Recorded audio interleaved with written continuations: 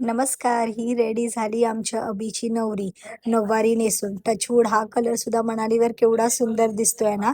आणि इथे बघता-बघता वरातीचा पण टाईम झाला. आमचा दुल्हेराजा आला घोड्यावरून. त्याचं पहिले मी नजर उतरून घेतली आणि वरात असेल आणि आम्ही लोकं नाचणार नाही, शक्य नाही. म्हणजे अंगात नाचायचा अजिबात काहीच दम नव्हता, तरी पण आम्ही थोडंफार नाचलो.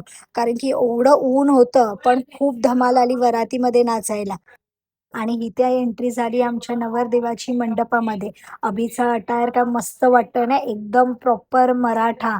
त्याच्या मिशा-बिशा बघा एकदम मस्त आणि इथे त्याला मी पहिले साखर भरवून घेतली आणि इथे एंट्री झाली आमच्या ब्राईडची. आम्ही एकही मोका नाही सोडलाय डान्स करायचा. इथे सुद्धा मनालीनी छान असा मराठी डान्स करता-करता एंट्री आणि इकडे आमचा मंडप रेडी झाला मंगळाष्टकासाठी. जसं मनालीची एंट्री झाली, तसेच आम्ही पहिले उभे राहिलो मंगळाष्टकांसाठी आणि हे दोघं किती क्यूट वाटतायत ना. इथे तर मला एकदम इमोशनल मोमेंट होता, की माझी छोटी बहीण फायनली लग्नाच्या पाटावर उभी आहे आणि ह्यांनी हे किती छान मंगळाष्टकांच्या ह्याच्यावरती लिहिलं आहे ना, अभिजित आणि मनाली.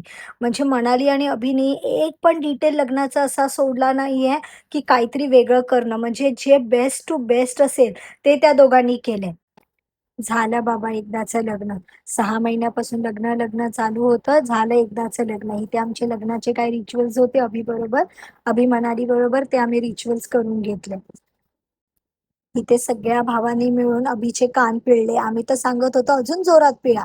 मनाली पण बोलत होती, "अजून जोरात पिळा, त्याला दुखलं पाहिजे." आणि इकडे हा एकच त्रिशवीचा फोटो आहे मनाली बरोबर.